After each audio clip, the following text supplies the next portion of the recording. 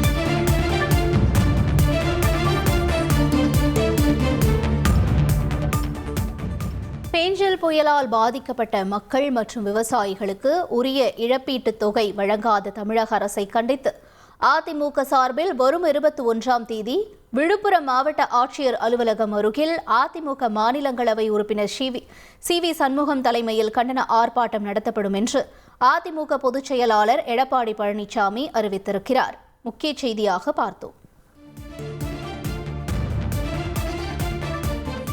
December 20 AM Jain கல்லூரியில் போத்தீஸ் மற்றும் மின்மினி app நடத்தும் போத்தீஸ் சேலை தின கொண்டாட்டம்.